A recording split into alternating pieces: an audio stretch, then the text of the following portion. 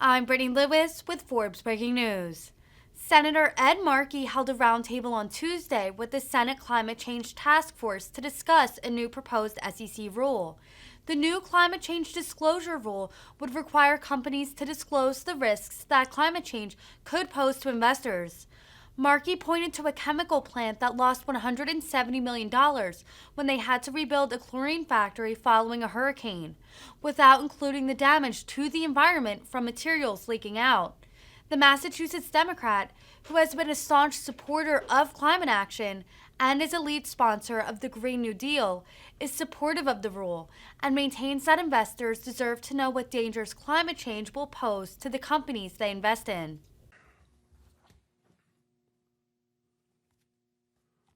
We're on time here. So, hello, everybody, and welcome to today's meeting of the Senate Climate Change Task Force. I want to thank the Amalgamated Bank, Ceres, Americans for Financial Reform, and the Ocean Conservancy for coming to share their knowledge with us. And I want to thank my colleagues for taking the time out of their schedules to discuss this important issue. What was once considered extreme weather is unfortunately now the new normal. Throughout this summer, the United States has experienced devastating heat waves, putting 100 million Americans under heat warnings across the country. People are dying in Kentucky as a result of extreme rain and floods, rain that still has not stopped. Communities throughout the United States are facing deadly wildfires, floods, and droughts, all of which have become more frequent with the onset of climate change. But it's not just communities that face risks from climate catastrophes. Our economy and our financial system itself are massively exposed to threats and shocks from climate change, putting livelihoods on the line along with the lives of people who are put at risk. Climate change will potentially expose publicly traded corporations to billions in climate damages and liabilities, meaning those losses get passed on to their investors. For example, when Hurricane Laura hit a chlorine factory in Louisiana in August of 2020, KIK Consumer Products, the company that owns the plant, had to spend $170 million to rebuild it. This $170 million price tag did not include the public health and environmental costs faced by the predominantly black community of Lake Charles, near which this chlorine factory was located. Public investors have a right to know about the potential impacts that a company's operations might have on their pocketbooks. Other countries are already taking action to make sure companies can't hide the risks that climate change poses to their financial health from their stakeholders. The United States can't be left behind if we want a functional financial system. And that's why I applaud the Securities and Exchange Commission for issuing the proposed rule on the enhancement and standardization of climate-related disclosures for investors. I believe this rule will be helpful to investors big and small, to pensioners, retirees, to hedge fund managers, to make sound financial decisions in a rapidly changing world. Of course, there are ways the rule could be even stronger, and I'm excited to hear about them from our witnesses today. With that, I would like to introduce our witnesses. Steve Rothstein from my home state of Massachusetts is the founder and managing director of the Ceres Accelerator for Sustainable Capital Markets. Steve will share with us today how the proposed rule is within the SEC's authority and is within their mandate and is comparable to climate-related financial regulations worldwide. Next, we have Ivan Frischberg, the Senior Vice President and Chief Sustainability Officer of Amalgamated Bank. I'm here today to discuss how public markets have already been responding to financial risk posed by climate change and how the proposed rule would help to standardize and synchronize these responses. We are also lucky to have Moon Young Ko, the climate finance campaign manager at Americans for Financial Reform. Moon Young is joining us virtually and will share with us how investors need mandatory reporting for greenhouse gas and Scope 3 emissions. And finally, I'm pleased to introduce Anath, who serves as the Director of Climate and Plastics for the Ocean Conservancy. Athi will share with us why the SEC must understand risks to communities most impacted by climate change and legacy pollution, and what the consequences are for investors who don't have that information. So I want to thank all of you for your participation today. We're expecting intermittently senators to come and to join us, and in the course of the Q&A, we'll have a chance actually to go back and reprise the highlights of your testimony here today. So we'll begin the testimony with you, Mr. Rothstein. Thank you, Senator, for your leadership. I also want to just recognize your staff that's done an enormous job and really appreciate all the work that they've done. Again, Stephen Rothstein, I'm the Managing Director of the Ceres Accelerator for Sustainable Capital Markets. Ceres is a nonprofit based in Boston, been around for over 30 years. We do a variety of things, but we represent investors. Our investor network is 220 investors that represent $60 trillion of assets under management. And they come to Ceres because they're concerned about the long-term sustainability and trying to get that information. And I want to try to address three questions very, very briefly. Is this something that the investors care about?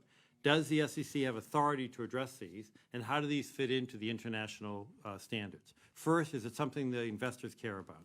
Investors have been overwhelmingly calling for this. In fact, in 2003, Ceres and investors had our first meeting with the SEC asking for climate disclosure. Then in 2010, the SEC adopted climate disclosure guidelines. So for 12 years, there have been climate disclosure guidelines in place. Investors need comparable, useful information so they can make decisions on behalf of the people who invest with them and their pension holders. Nearly 800 companies and 733 investors representing $52 trillion have called on the G20 countries for mandatory disclosure. Today, investors are not receiving, as you said, Senator, accurate information. So it's leading to greenwashing and challenges in the marketplace. Investors are not just asking governments to do it, they're doing it with their own portfolios through groups like the Net Zero Asset Managers. They have committed over $61 trillion of assets have committed to being net zero in the coming years as part of that. And it's not just investors. The poll was conducted earlier this year where 87% of people supported climate disclosure with the government, including 74% of Republicans. So this is a broad-based support on this area. Second question, very briefly, is does the SEC have authority to do this? The answer is absolutely yes. Their mission is to, quote, protect investors, maintain a fair and orderly, efficient market, and facilitate capital formation. Due to the growing climate risks that you and obviously Senator Whitehouse knows so well and talked about so many times, it's only possible through mandatory disclosure. I'll just give you two quick examples. There was a group of SEC scholars, 15 former officials, 4 former chairs, including bipartisan members of the SEC, that they wrote in a letter recently, SEC, quote, we write to express a unanimous view that the SEC has clear statutory authority to mandate additional climate-related disclosures. In fact, they said that the SEC has been addressing climate issues since the Nixon administration on a bipartisan basis. Another group of securities lawyers wrote that, in fact, this is very much in line with the work the SEC has done on issues from Y2K to cybersecurity to asbestos and many, many other things. Third quick question is how does this fit into the international context? We appreciate the leadership of the SEC, but even if everything they propose was adopted today, the U.S. would still be behind. There are 8 countries that have mandatory disclosure today that are further ahead, and some go even further than what the SEC is proposing. And there are an international group, IFRS, is working on this for 140 countries. So in short, if the SEC doesn't act boldly and quickly, that our country's going to be behind, and our companies are going to be behind in terms of following international rules. So companies and investors can only manage what they can measure. They can't do that today. This is a critical step for job creation, for information, for investor security. So we appreciate the leadership of this task force, and thank you very much for the invitation. And thank you, Mr. Rothstein, for your leadership. Next, we have Ivan Frischberg, the Senior Vice President and Chief Sustainability Officer of Amalgamated Bank. Ivan is here today to discuss how public markets have already been responsible for risks posed by climate and how the proposal would help to standardize and synchronize these responses across the market. Welcome, Mr. Frischberg. Thank you, Chairman Markey, Senator Whitehouse, members of the task force. Thank you for your leadership and the opportunity to testify today. I'm also proud to offer Amalgamated Bank support for the Inflation Reduction Act of 2022 and another that's being taken on the climate crisis. Amalgamated Bank views the unfolding climate crisis as a defining issue of how we navigate our future. Recent years have shown investors and the financial community the compounding and provided a clear example of how our economy and our world are becoming more turbulent and more volatile. Arming investors with the information that they need to navigate this future is the job of the Securities and Exchange Commission.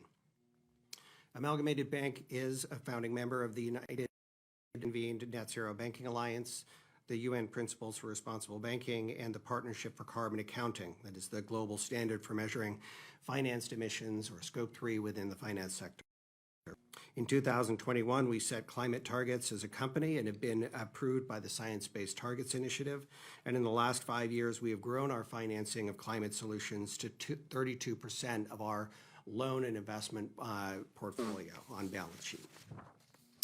Climate change is an unparalleled driver of volatility and extremes, as you have mentioned. The rapidly growing layer of heat-trapping gases is condensing changes that once happened over millennia into mere decades, providing economies, markets, cultures, nature, inadequate time to adapt. And while the Securities and Exchange Commission does not have a role in regulating environmental matters or protecting the world from the catastrophic consequences of disruptive atmospheric systems, the SEC does have a mandate to ensure that investors are protected, that markets are fair, orderly, and efficient, and to facilitate capital formation. For this reason, we strongly support the SEC's proposal on climate-related disclosures and acknowledge the Commission's unique authority to address the issue of climate-related financial risk and its implications for investor protection and market efficiency. Chairman Gensler is delivering exactly what the SEC mandate calls for, no more and no less. The Financial Stability Oversight Council has identified climate change as an emerging and increasing threat to U.S. financial stability. The CFTC was also clear in finding that climate change possesses a major risk to the stability of the U.S. financial system and its ability to sustain the American economy. It specifically calls for U.S. financial regulators to move urgently and decisively to measure, understand, and address these risks. That prescription, to measure, understand, and address these risks, is exactly what financial institutions have been doing for many years. TCFD, the Task Force on Climate-Related Financial Disclosures, is supported by more than 3,000 companies with a market capitalization of $27 trillion. CDP, formerly the Carbon Disclosure Project, now receives climate disclosures from 13,000 companies globally with 64% of global market capitalization. And in this information, it is requested and used by 680 financial institutions with $130 trillion in assets. The Partnership for Carbon Accounting Financials is now adopted as the fundamental accounting system to measure financed or Scope 3 emissions, and it has been adopted by more than 300 financial firms with $80 trillion in assets. I think between this interest and the interest that Stephen articulated earlier, we clearly see that there is a desire and a need to answer climate risk within the financial system. But currently, Climate risk disclosures in the U.S. have relied on these voluntary frameworks. And while they are widely adopted, these disclosures are often grossly inconsistent, even within like sectors. This presents significant limitations on and undermines the investor ability to adequately address risk and respond accordingly. Consistent, comparable, and reliable disclosures on the material climate-related risk public companies face would serve both investors and capital markets. And I'm missing my last page. Apologies. The proposed rule has sparked significant conversation about the breadth of disclosures required, specifically on the topic of Scope 3 emissions reporting. Climate risks are principally systemic and flow up and down the value chain. It's important that for these disclosures, these risks be comparable and consistent in terms that can be understood outside the fence line on a single company, but also consider its connection to the value chain. A manufacturing and engineering company that does not count the emissions from its product, but only its manufacturing process, is not presenting the full picture of its exposure and the market risk that comes with it. We greatly appreciate the diligent and comprehensive work done by the Commission in presenting these disclosure rules. We strongly believe that the full scope emissions is an essential ingredient in disclosures that serve investors. Our economy is already facing a series of cascading shocks connected to our disrupted climate. The pace of U.S. and global real economy policy is not currently adequate to avoid dangerous levels of warming, and making the work of the SEC even more important for investors. Thank you for the opportunity to testify this afternoon, and happy to answer any questions you might have. And again, thank you, Mr. Frischberg, so much. We're also lucky to have Moon Young Ko, the Climate Finance Campaign Manager at Americans for Financial Reform. Moon Young is joining us virtually and will share with us how investors need mandatory reporting for greenhouse gas and Scope 3 emissions. So welcome, Moon Young. Good afternoon. My name is Moon Young Ko, and I'm the Climate Finance Campaign Manager at Americans for Financial Reform. Americans for Financial Reform, also known as AFR, is a nonprofit that was founded in the wake of the 2008 financial crisis. Our mission is to protect the public from financial harms caused by banks and other financial institutions and promote financial regulations that can help build a more fair, equitable, racially just, and sustainable economy. I'm honored to be here today and thank Senator Markey, his staff, and the Senate Climate Change Task Force for inviting me to speak about the Securities and Exchange Commission's recent proposed rule on climate-related disclosures for investors. Before I dive into more detail, I would like to reiterate what the previous witnesses have stated. The SEC's proposed rule on climate disclosure falls squarely within the SEC's mandate, and it's being promulgated in response to a clear market failure that investors have identified, both institutional and retail investors alike. In response to this type of failure, the SEC has not just the authority, but a responsibility to act to preserve fairness and transparency in the capital markets. And they have used that authority time and time again as new issues have arisen.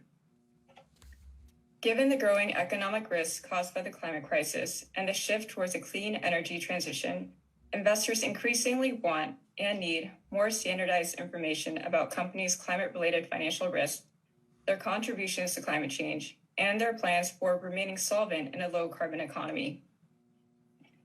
The SEC's proposed climate disclosure rule is a step in the right direction, but to fully protect investors and address the market failure, Scope 3, or the disclosure of emissions within a company's value chain, must be strengthened in the final rule. Here are our 3 proposals to strengthen emissions reporting, particularly Scope 3. 1. The proposed rule states that Scope 3 greenhouse gas emissions disclosures are only required if the issuer determines they are material or has a set public Scope 3 emissions target. The majority of most companies' greenhouse gas emissions are Scope 3, making the scope a major source of transition risk. For example, a recent study from Climate Advisors found that 83% of food sector emissions fall under Scope 3. Allowing companies to self-determine whether Scope 3 emissions are material will lead to underreporting of those emissions and their associated risk. We saw this result before when the SEC used this approach in its 2010 climate risk guidance, and that led to significant underreporting. Instead, we encourage the SEC to require disclosure of all Scope 3 emissions by all registrants. In addition, we recommend that the final rule require companies to provide location data, U.S. zip code or country for the location of a fixed point source, or large disclosed sources of Scopes 1, 2, and 3 emissions wherever it is feasible, which will help investors assess variable physical and transition risks specific to a location or jurisdiction. 2. The proposal as written allows Scope 3 emissions to be disclosed without reasonable assurance provided by an independent third party. Reasonable assurance means that an independent third-party accountant will audit the data just as they do the financial statements, allowing them to ask staff follow-up questions around the methodology and ensure the reliability of the numbers that are being reported. Not requiring reasonable assurance by an independent third-party accountant greatly reduces the reliability and trustworthiness of the information provided to investors. We recommend that the SEC require this independent verification for Scopes 1, 2, and 3 disclosures on the same timeline based on the size of the filer. 3. When publicly traded private equity firms exert financial or operational control over a portfolio company, those operational emissions should qualify not as Scope 3 investment emissions, as a proposal would allow, but rather Scope 1 and 2 operational emissions.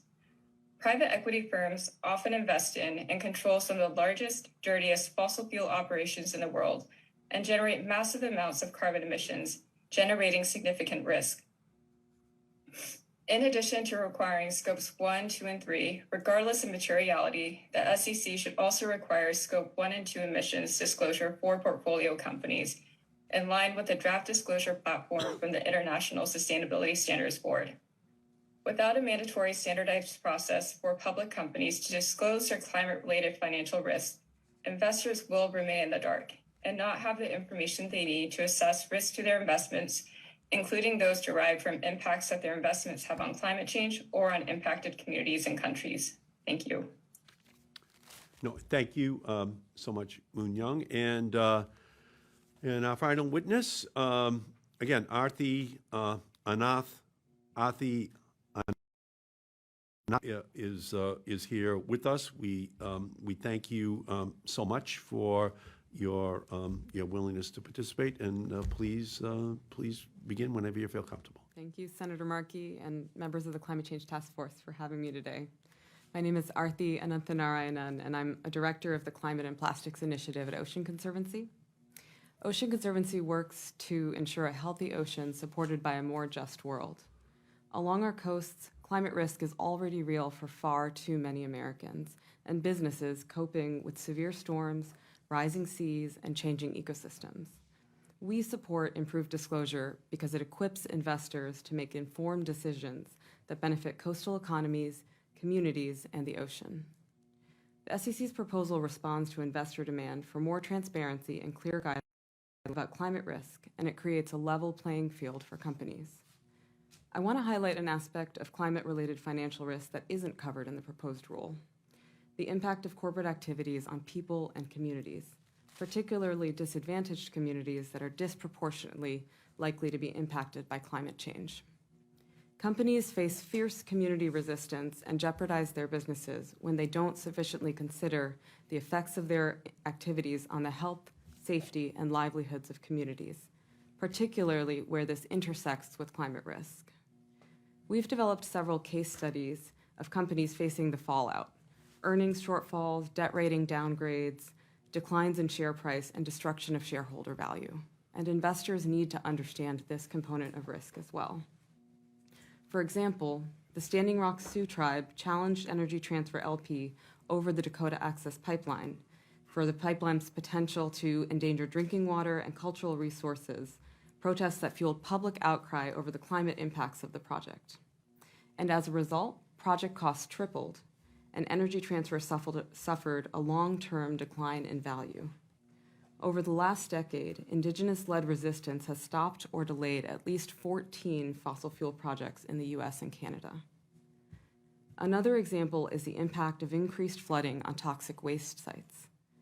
In North Carolina, Duke Energy Corporation faces upwards of $10 billion in settlement and cleanup costs after community groups sued the company over claims of leaking toxic pollution from coal ash ponds at risk from flooding. And we know this information is important to investors. The Task Force for Climate-Related Financial Disclosures, which, as Ivan highlighted, is supported by over 3,000 companies, highlights negative community perception as a component of climate-related financial risk. And a recent survey of retail investors found that almost half would consider in their investment decisions a company's record on environmental justice, indigenous rights, and impacts on communities if that information were standardized, free, and easy to find. And this is the aim of the SEC's proposal. It ensures that investors get the comparable, consistent, and reliable data they need. I'll close with a case of particular relevance to the ocean and coastal communities. The plastic production industry along the U.S. Gulf Coast is highly exposed to extreme weather as well as volatile oil and gas markets. The industry produces significant greenhouse gas emissions all along the value chain, not to mention growing attention on virgin plastic pollution as a source of demand for fossil fuels. In Louisiana, Formosa Petrochemical Corporation is facing significant opposition to a new plastics complex, projected to be the largest new source of greenhouse gas emissions in the U.S., and it would double toxic air pollution in St. James Parish, a predominantly Black community on the front lines of climate change. Rise St. James has led opposition to the project, drawing widespread public attention and global media attention, and the company now faces higher costs, greater regulatory scrutiny, and damage to its reputation. Climate risk is a financial reality, and community impacts are a critical aspect of that climate-related financial risk, with serious consequences for a company's performance. By requiring transparency about how public companies make decisions that affect the future of their businesses, the SEC is fulfilling its mission to protect investors. Only then can investors make informed decisions and work together with companies as we move through a climate transition that sustains American jobs, our communities, and our economy. Thank you. So thank you so much, and thanks to each and every one of our witnesses. We're joined by Senator Whitehouse, and we will be joined by other senators. Again, it's a traffic jam at this moment every Tuesday. So I think in order to, get the conflict that exists right now, I think we have to go to which companies are fighting this and why they're fighting it and what the legitimacy of their argument is to resist these changes. And by the way, this all goes back to 2009 and 2010. This goes back to, three things we were doing. One was the Waxman-Markey bill, but second, we inserted this into the Dodd-Frank bill for disclosure. And then thirdly, we had $90 billion for clean energy subsidies. So the SEC and the $90 billion for clean energy technologies, they survived, but many things come to the Senate, never to be heard from again. So although we're seeing a revival right now in a different form, and hopefully we can get it passed this week. So let's talk about those companies and the legitimacy of their opposition, if anyone would like to take it on. I'll kick it off, Senator. First, on the flip side, let me tell you three companies that support this broadly. Bank of America, Wells Fargo, and Citi. Now, they don't support every provision, but they submitted written public testimony and saying they support what the SEC is doing. It's very important. They do have a number of specific changes. We don't agree with all those, but in terms of the opposition, if you think about the American Petroleum Institute, think about the Chamber of Commerce, those are leading the opposition on that, and clearly they don't understand that climate is a risk and that investors have been saying it for decades, as I said earlier before, Senator. Okay. Anybody else in that opposition group? I'll speak to one of the dynamics within the corporate sector that's opposing the Scope 3 emissions disclosures. And as Moon-Young referenced, there's a trigger in the proposed rule which we think should be strengthened. It says that if you find it material to your company, then you disclose. That, when we've engaged with companies as an asset manager on this question of emissions and alignment with the low carbon economy, not one of those companies says, oh, thank you for reaching out. You're right, this is material and we're just figuring out what to do. They all start from the premise of saying, this is not material. Emissions in, scope 3 is not material to us. And then the more time we spend with them, the more they start to understand, and ultimately most of them will agree before going to a shareholder vote, that in fact, this is something that is within their control. It's something that can actually provide opportunities, and they turn around. But that fear over being accountable for scope 3 emissions is part of what has organized, I think, primarily the fossil fuel sector and their business associations to organize against this and to sort of play on that fear. Well, what are the revisions that they're looking for? What are they asking for in the rulemaking? Well, I think they would like to start over and get rid of the whole thing. So you're saying this is like complete, absolute opposition to anything happening. Not modification, not adjustment, but just. There are some who are clearly in that position, Yeah. saying it should all be voluntary. And that's the American Petroleum Institute and the Chamber of Commerce. Is that what you're They saying? want it to be voluntary, and there are others that say they want it spread out over a much longer period. They want to get rid of scope 3, but so there's a wide range. But some absolutely don't want anything mandatory. Okay, anybody else want to add in? Great, thank you. Let me recognize, I'm sorry. I'd like to just add that many of the opposition, as the other witnesses have stated, are coming from the oil and gas industry. And that's mainly due to the fact that many of their product emissions or scope 3 emissions from that sector are typically 10%. The oil and gas has been leading investors through their marketing practices, and in greenwashing, their statements to investors is a really important step for ensuring that this type of disclosure is readily available to investors, whether they're large institutional investors or retail investors. Okay, beautiful, thank you. Let me turn and recognize Senator Whitehouse. Senator Markey, I was just going to flag somebody who's watched the behavior and misbehavior of the U.S. Chamber of Commerce for some time now, that about 3 years ago, they started to get heat from their members about their anti-climate position.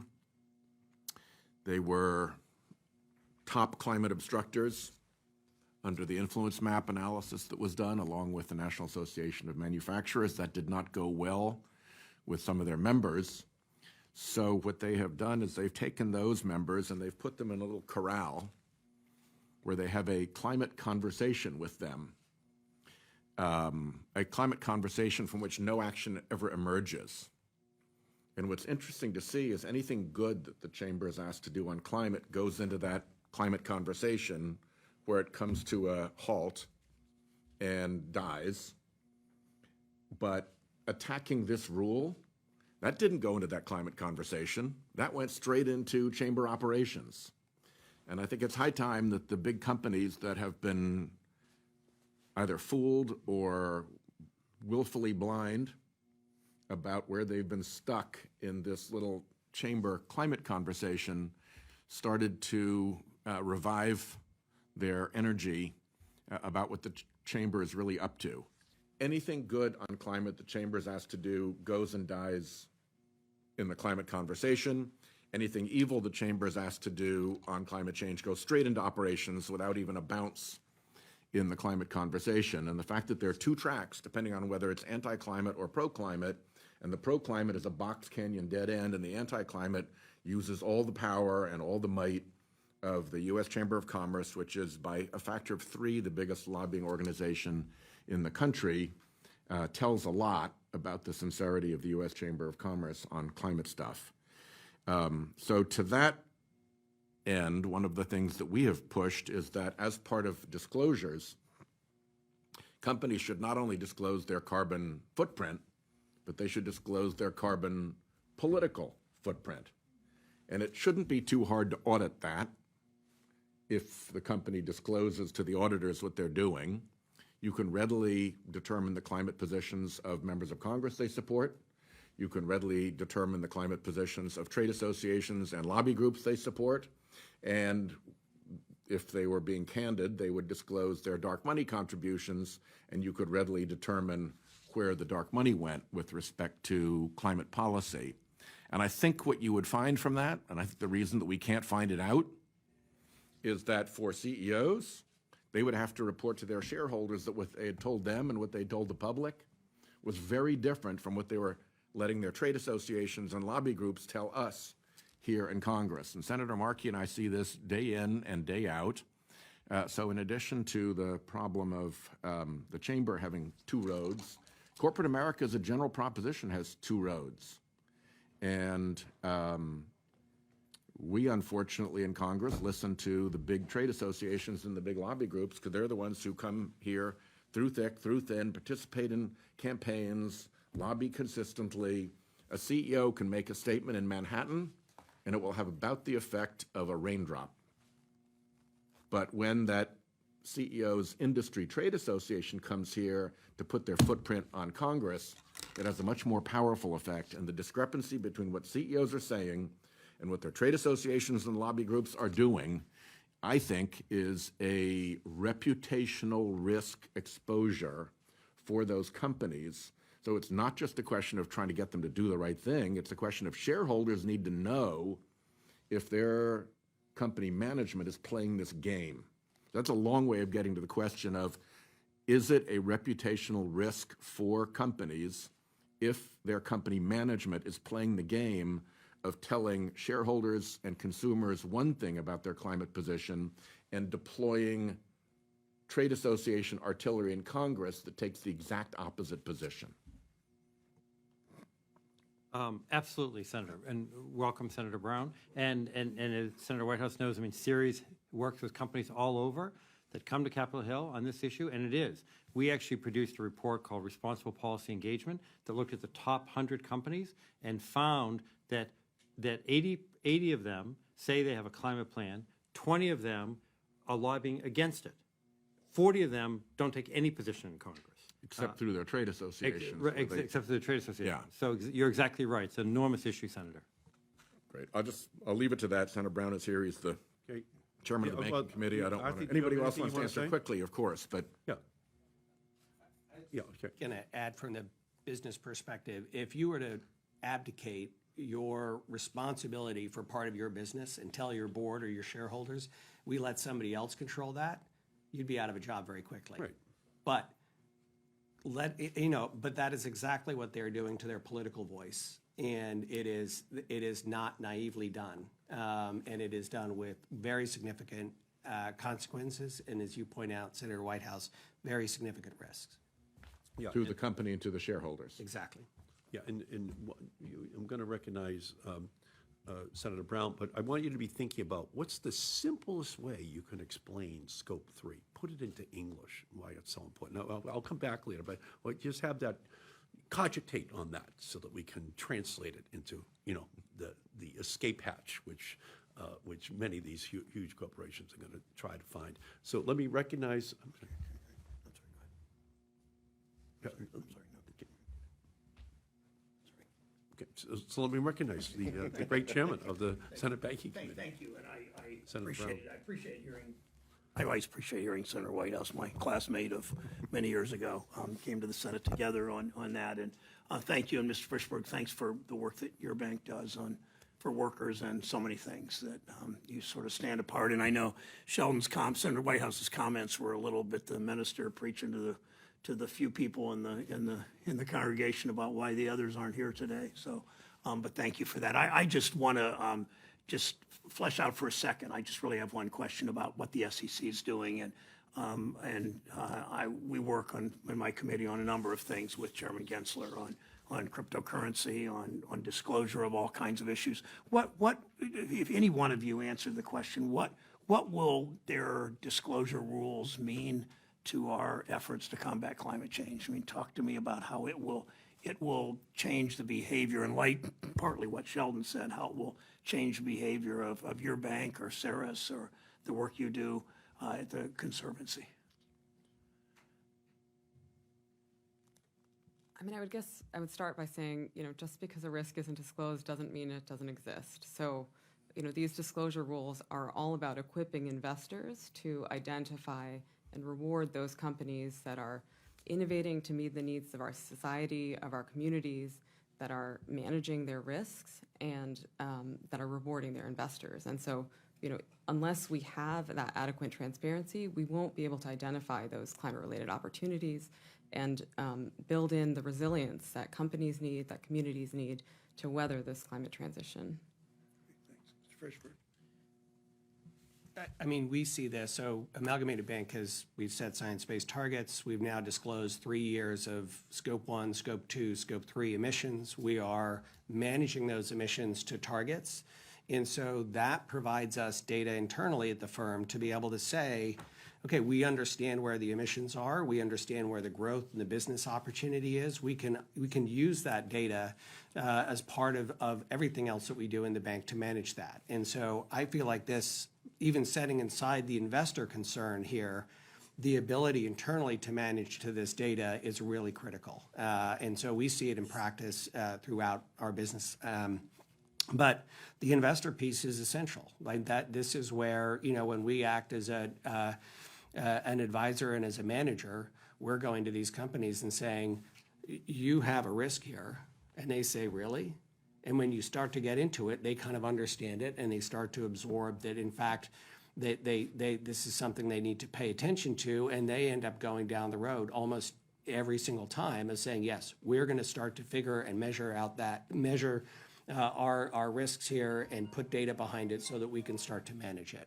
So can you, Mr. Frishberg, and then Mr. Rothstein, can you say, or are you suggesting that this disclosure will actually make you not just a more socially responsible bank, but actually perhaps make you a more profitable bank, make you a better institution?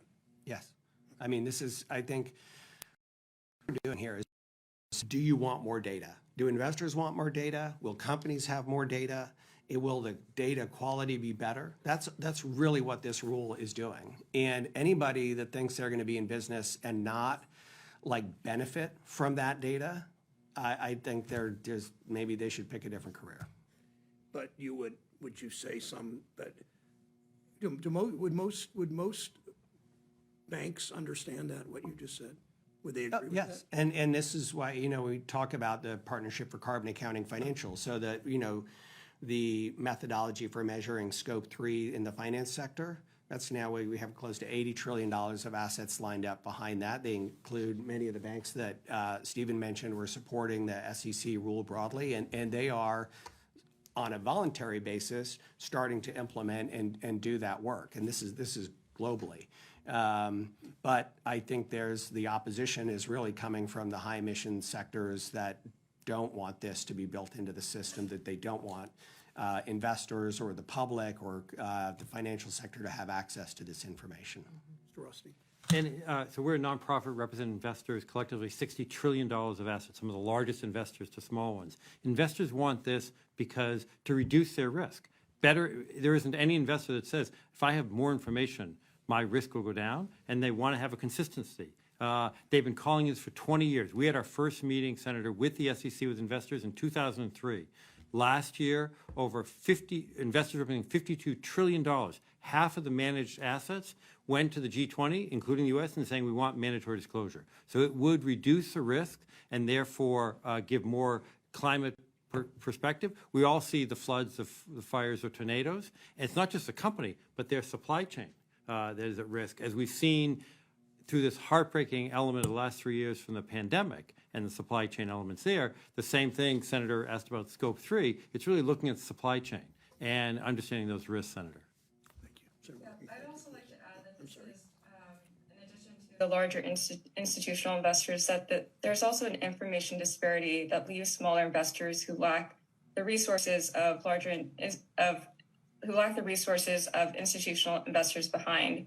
When I'm thinking about smaller investors, I'm thinking about retail investors. So think about your nurses, your teachers, your firefighters who are invested in pension plans, or workers with 401ks and IRAs.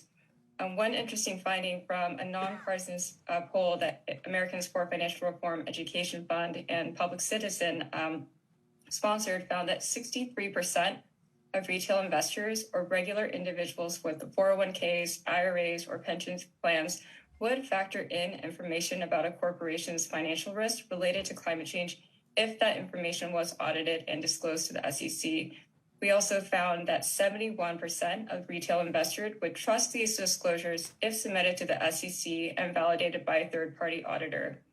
Retail investors of all ideologies were surveyed in the poll.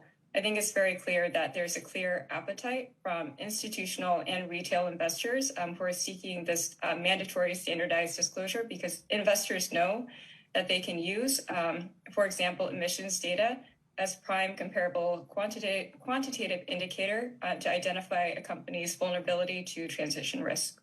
Ms. Coe, one last question, Mr. Chairman, if I could. Senator Markey, you had said that SEC has the authority to require these disclosures. You also said they have the responsibility to require that. Could you elaborate a bit on that? Ms.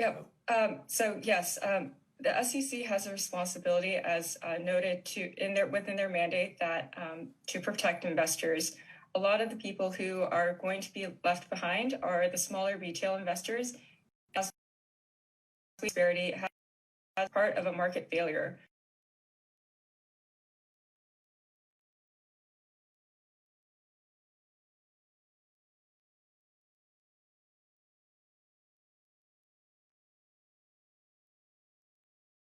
Say that this is a responsibility on behalf of the SEC to fulfill their mandate to protect investors. Senator Markey? One additional point. Yes, please. As the witnesses have pointed out, sovereign and central banks around the world and banks around America have warned of a carbon asset bubble that could create economic havoc when it bursts. And yet the American Bankers Association makes no effort to solve the climate problem. The insurance companies, particularly the property casualty insurers of America, are seeing unprecedented payouts that they have to make for climate emergencies and facing a day when they can't assess risk properly, so their business model collapses.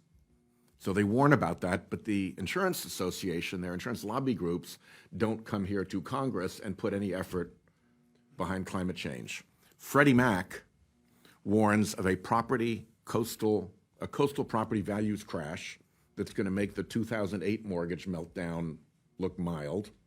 Yet the realtors of America don't come here and put any effort into climate change. Instead, you have the U.S. Chamber of Commerce, which won't disclose how much fossil fuel money it takes, coming in and being as antagonistic as possible in the ways that I described earlier.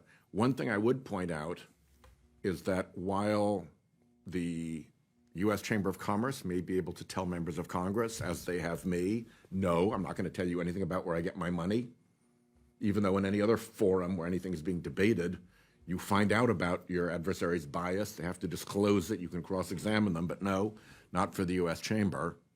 But members can. It would be really hard to be a member of an organization and go to the organization and say, hey, tell me how you're funded.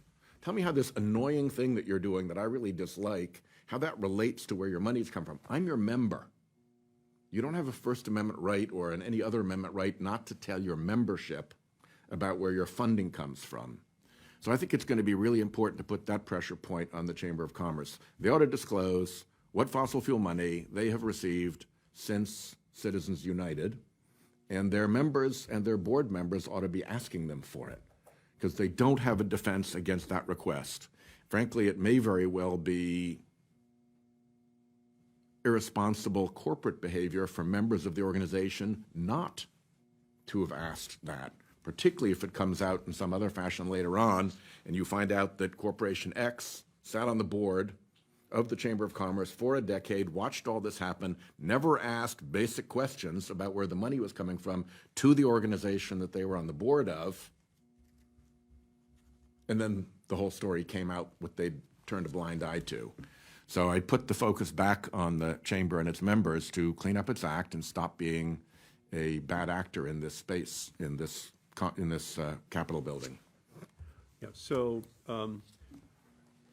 I was chairman over Wall Street for 10 years in the House of Representatives, and during that time, I saw an ongoing pathology, and it is that these companies all think that this information is theirs.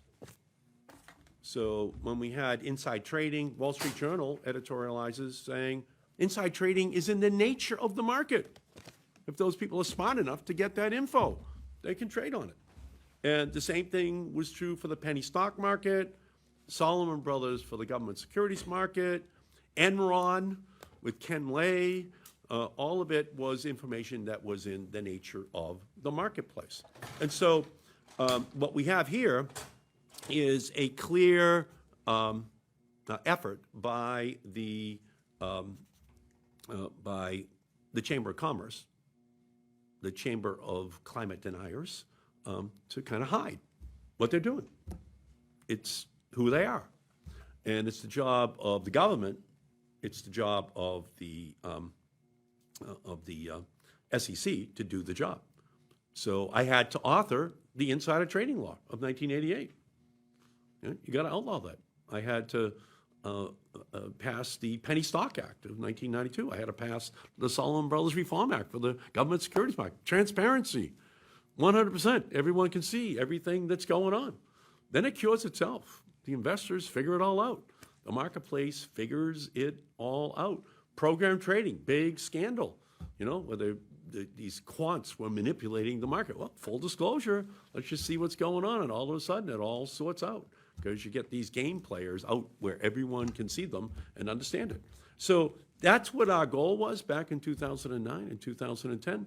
It was to build this into the Securities Exchange Commission so that they would have this authority. And so to the extent to which Scope 3 is in contention, let's translate that into English for people who are wondering, why is this important? What is Scope 3? What does it encompass? What are the products? What are the services? What are the activities of a corporation that you want to have covered? Having spent too much time on Scope 3, we have a book, the standard on Scope 3 financed emissions, so just Category 15, several hundred pages of how you implement that across all sorts of different asset classes. Okay, translate it into English. Scope 1 is stuff you burn. It's what? Stuff you burn. It's what? Scope 1 is stuff you burn. So if you burn it, like you have a gas burner at your company, that is your Scope 1 emission. Scope 2 is when you pay somebody else to burn it to provide you energy. That's Scope 2. Well, who's that? That is, all of us. I mean, what? No, that's what I'm saying. In each instance, just give us the classic example. This is the lights, the energy that is coming in through lights or to power the television here. Those are the electricity that we purchase is Scope 2 emissions. Scope 3 is sort of everything else, but it's predominantly, a lot of your operations, it's your products, and it's your supply chain. So if you get on an airplane and you pay an airline to transport you and they're burning emissions as an airline, those are your Scope 3 emissions. So for banks, just one to give you a sense of scale that Mun-Young was talking about, CDP found that bank Scope 3 emissions were 700 times greater than all of their other emissions combined. Yeah. So climate advisors find that 83% of the food sector's emissions fall under Scope 3. That's not a small category, right? So, Ms. Anath. And I think that's important, when we think about these Scope 3 emissions, to understand how that intersects also with the community impact piece, right? We're thinking about the food sector emissions. Where are those emissions happening? A lot of it's coming from land use and deforestation. That's also going to be a great indicator of where is that climate risk going to come from, right? We know that supporting indigenous communities in maintaining their land rights is an important strategy for maintaining the function of those ecosystems that are the lungs of our planet. And so if we're not looking at our Scope 3 emissions, we're not understanding that transition risk. I also work on plastics, and when we think about the Scope 3 emissions of plastics, which, by the way, is a product of the fossil fuel industry, what are the emissions associated with making the oil and gas that turns into plastic, methane, and then what happens when that plastic is burned at end of life? Those are your Scope 3 emissions. You have to look all along the life cycle, or a company's not going to understand the full picture of risk. Yeah, so again, this just goes back to industrial America saying, well, we're going to use the sky as a sewer. We're going to use the river right next to our company as a sewer. We're going to use the ground and the well's right next to our company is a sewer, and we're not responsible for that. There's no cost to it, except, the number of people who have cancer, the fact that the water can't be drunk, you cannot drink it, except for that. But it's not our responsibility. So what we're saying here is that, damage to the climate is your responsibility. And we have a right to know what you're doing to it, because investors might not want to invest in your company. Investors might not want to give you, Mr. Miss CEO, the money. They might want to go over here to another company that does the exact same thing and invest in them because it's consistent with our values. So that's kind of what this is all about. It's a complete and total transparency that then allows investors to make the smart decisions reflecting their values. And the more you're allowed to hide it, almost like inside trading, okay, it's just completely and totally unacceptable. So what I'd like to do, because we're going to start this hearing and this meeting of all the members in a minute, I just want to thank you all so much for participating. It's Don't thank them too soon. Oh my goodness, it's absolutely great what you're doing. And again, we have Tom Copper, the chairman of the Environment and Public Works Committee, who has joined us. I held as long as I could. You did Thank great. God, You did great. you've arrived. Let me just say, I've never seen a name with so many A's in it in my life. How do you pronounce your first name? Huh? Well, I bet you did. I bet you did. Thanks. I apologize for not being here sooner. This is an important conversation. Senator Markey and some others in the room have heard me oftentimes quote Albert Einstein. I think a lot of people, their favorite quote for Einstein is, "What is the definition of insanity?" That's to do the same thing over and over and again, expect a different result. That's a good one. But my favorite Einstein is, "In adversity lies opportunity." I love that one. My whole life I've been guided by that one. And right now, we have great adversity in the form of what's going on around our world, climate change, too much carbon, and all the things that flow from that here in this country and really throughout our planet. And I'm trying to figure out what, with respect to in adversity lies opportunity, the rule that we're discussing here today. How does this rule? How might this rule help us better look at this adversity and seize the opportunity? What would be the opportunity that could flow from the enactment of this rule, please? I'll start. Oh, please go ahead. Yeah. So Steve Rothstein from Profit, representing investors. How are you today? I'm great, Senator. Great to see you guys. Thank you for Thanks for all you do. Thanks for your time. The opportunity is, Senator Markey was just talking before about transparency leads to better things in the marketplace. This will lead to more transparency, so investors and companies know more about what's happening. They can make smarter decisions. That makes our economy stronger in this country, because many other countries are already leading in this way. There are 8 countries that already have rules like this. Many others are thinking about it. So it will lead to smarter investments. There are also enormous opportunities where the world needs to spend probably $8 to $9 trillion a year because of all the new climate opportunities. This will tell people, so it'll telegraph where the opportunities are, where the risks are, and then for marginalized communities, not wait till the end. Not wait till the end, whether it be a flood in Delaware or anyplace else, to have more information for the company and the supply chain. That's great. That's good. That's very helpful. Who would like to go second? I'd just like to say that scope, it doesn't mean that it can exist anywhere within your value chain, and that will definitely affect your business. The SEC climate disclosure rule is not about assigning blame or punishing companies. It's really about assigning risk and providing investors, big and small, access to the standardized information that they need to really compare the data between companies. And this is a positive step forward. Thank you, Munyon. Yes. Tremendous being able to be proactive. When I've looked at all of these case studies about community impacts and these amazing resistance fights that have been led by local communities, they should not be a surprise to companies anymore. They have the ability to plan for these things, to understand the impacts on communities. This rule is about giving us the transparency, giving investors the transparency, and giving those companies the transparency so that they can adapt to these risks, to mitigate these risks, and to think about how their activities will affect local communities. Thank you. Ivan.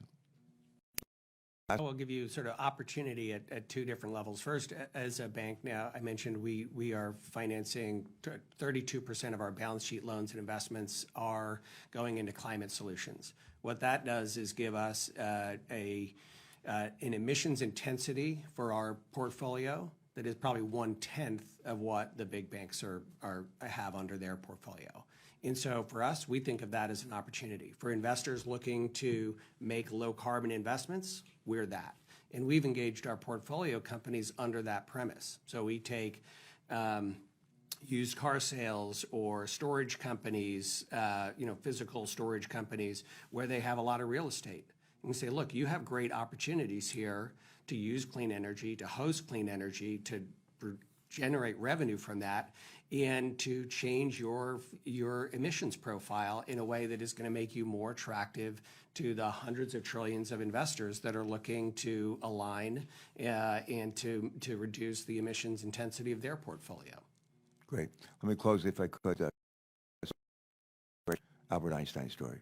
I take the train, as Eddie knows, just about every day we're in session, back and forth between Delaware and Washington, D.C., from Biden Station to Union Station. That's where my life is. Not always, but a lot. Albert Einstein used to take the train a lot. He lived, was in New Jersey. Where did he live? Anybody remember? It's, pardon? Princeton, yeah. And didn't think he had a job there. But in any event, he would take the train a lot from Princeton to New York City or Princeton down to D.C. And one day he's got on the train and immediately started looking for his ticket. He started looking in his coat pocket, his pants and shirt, and his briefcase, and he was having a hard time finding it. The conductor comes up and says, "Dr. Einstein, we know you take the train all the time. It's okay. We know who you are. You don't have to worry. We know who you are." And the conductor turns around and walks away. He gets to the other end of the car, and he's about to leave the car, and he looks back, and Dr. Einstein's in the car on his hands and knees looking for his ticket. The conductor rushes back there. Dr. Einstein says, "Dr. Einstein, no, don't do this, don't do this. We know who you are. We know who you are." And Dr. Einstein looks up, the conductor says, "Young man, I know who I am too. I just don't know where I'm going." And for that, the reason why I tell that story is you're giving us a better idea of where we need to go. And it's a huge challenge that we face for our planet, for our country. But if we play it right, we can come out in pretty good shape. A lot of jobs create a lot of economic opportunity. And we thank you for helping us to seize that opportunity in this great adversity. Thank you. And I've got our final Albert Einstein story, which is okay. that the one thing we know about him is that E equals MC squared. We don't even understand what it means. We just know that the smartest person who ever lived came up with it. And it's absolutely accurate. But what we don't know is that in 1922, he won his Nobel Prize. And he won his Nobel Prize for his discovery. That's 100 years ago. For his discovery of the law of photoelectric effect, solar. How do you know this? So he won his Nobel on what we're trying to unleash and allow investors to move towards. So we're like, here's the thing: you don't have to be Albert Einstein to figure out that solar is our apparently future. not. We did need him to figure out how the technology works. Okay, but now that it's been incorporated into our society, thank you, Albert Einstein. Well, we're the descendants of Einstein, you and me. So.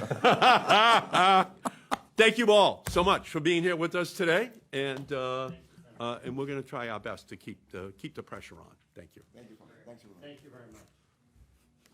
Eddie, that was great. Thanks for letting me do this. No, of course. Thank you for doing this. And thank